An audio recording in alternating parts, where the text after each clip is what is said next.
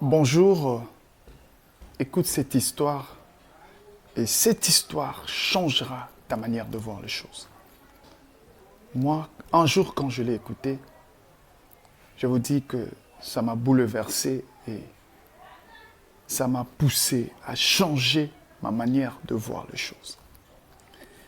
Il était une fois dans un village et ces villages, il y avait un roi qui était établi.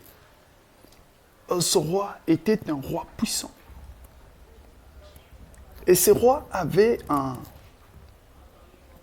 conseiller, et ses conseillers lui disaient toujours que mon roi, votre majesté, dans toute chose, il faut savoir toujours rendre gloire à Dieu. Et le roi disait, oui, tu as raison. Et un jour, le roi a perdu son fils héritier. Le roi pleura. Il était inconsolable.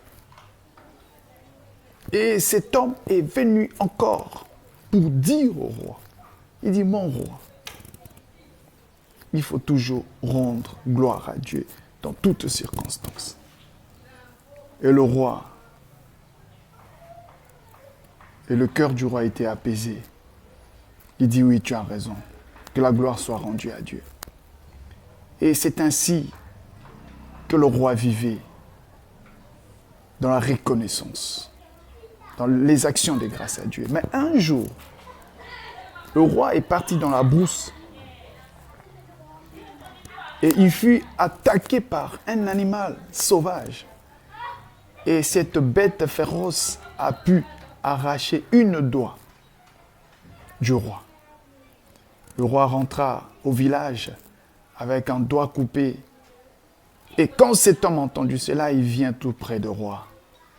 Il a dit, mon roi, sa majesté, dans toutes choses, il faut toujours rendre gloire à Dieu. Et le roi s'est énervé. Il a dit, qu'est-ce que tu dis? J'ai un doigt coupé et tu me dis de rendre gloire à Dieu. Et quand cet animal coupait mon doigt, où était ton Dieu? Où étaient ces dieux-là?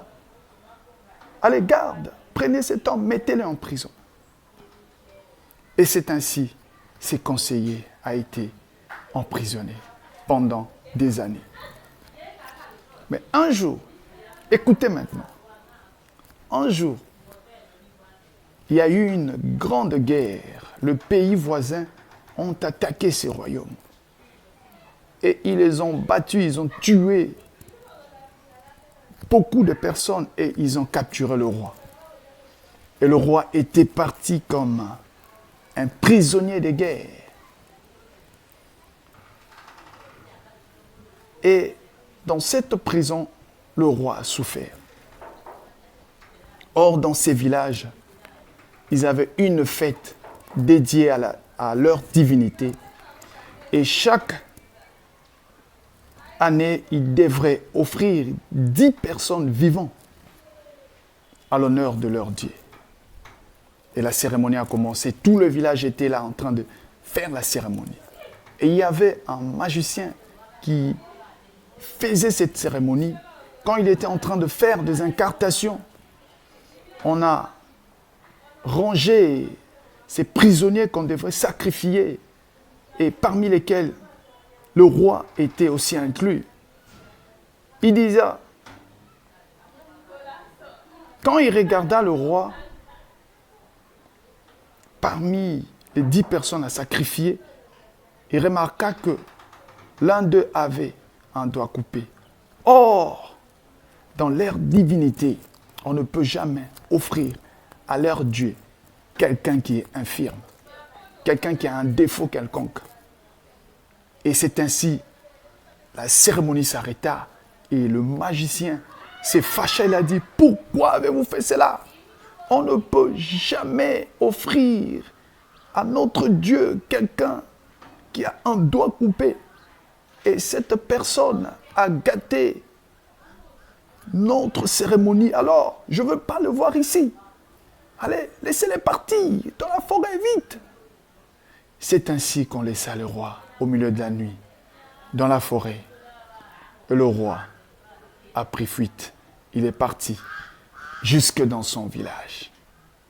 Et le roi arriva. Et le village était très content. Le roi était rétabli dans sa gloire, dans son autorité. Et il demanda aux gardes, il dit, où est cet homme? Où est ses conseillers? On appela, il a dit, pardonne-moi. Tu avais raison de dire que dans toutes choses, il faut toujours rendre gloire à Dieu. Bien que ça peut te faire mal. Bien que ce n'est pas facile de supporter cela. Mais dans toutes choses, il faut toujours rendre gloire à Dieu.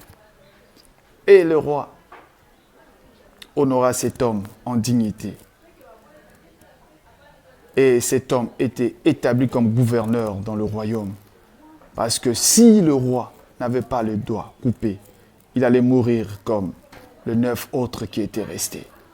Mais grâce à un malheur qui lui est arrivé, ça lui a sauvé la vie.